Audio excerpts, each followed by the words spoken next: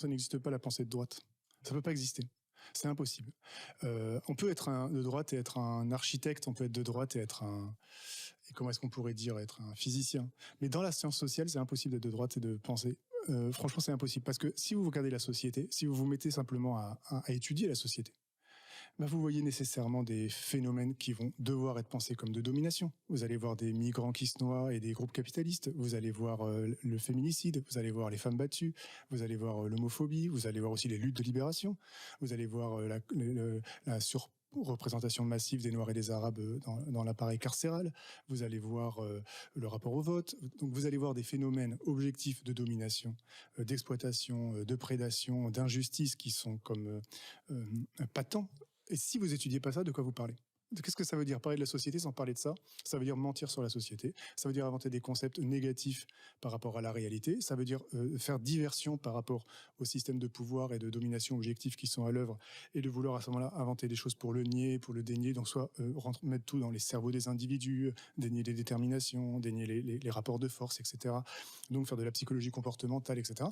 Mais tout ça, c'est de la mystification, c'est-à-dire en fait, c'est ne pas voir le monde. Et si vous vous inscrivez dans une production de discours qui parle de la société sans parler de la société, bah vous n'êtes pas un savant. Vous êtes un idéologue, vous êtes un essayiste. Je ne dis pas que la droite ne peut pas articuler des mots avec sa bouche. Je ne dis pas qu'elle ne peut pas faire des traits qui formeront des lettres avec sa main.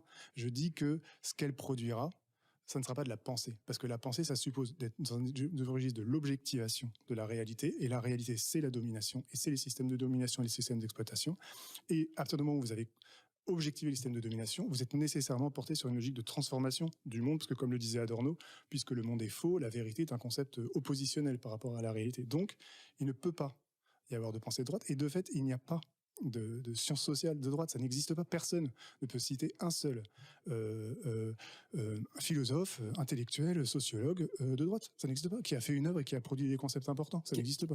Comment tu définirais alors, par exemple, je sais pas, moi, je vais prendre des gens totalement dans un spectre différent, mais je sais pas, un type comme Bernanos ou Schmitt ou Spengler qui est très à la mode dans une certaine droite. Oui, à droite, bien sûr, c'est des idéologues de droite, mais moi ça ne me concerne pas. Tu les mets pas dans une catégorie. C'est un romancier, c'est un peu différent, c'est des romans, c'est un peu différent, c'est pas de la science sociale, c'est pas de la pensée, et on peut sans doute être un romancier de droite. Tu parlais de Bernanos ? Ouais. La France contre les robots, c'est pas mal en termes de... On peut ne pas être d'accord, mais il y a une pensée. Moi, on peut avoir des... Je sais pas comment... Déjà, c'est la question de la critique de la technique et tout. Moi, ça m'a toujours semblé être un grand thème réactionnaire de toute façon. Mais c'est vrai.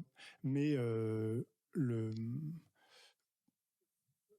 alors, par exemple... Non, mais je sais pas. Je maintiens ce que j'ai dit.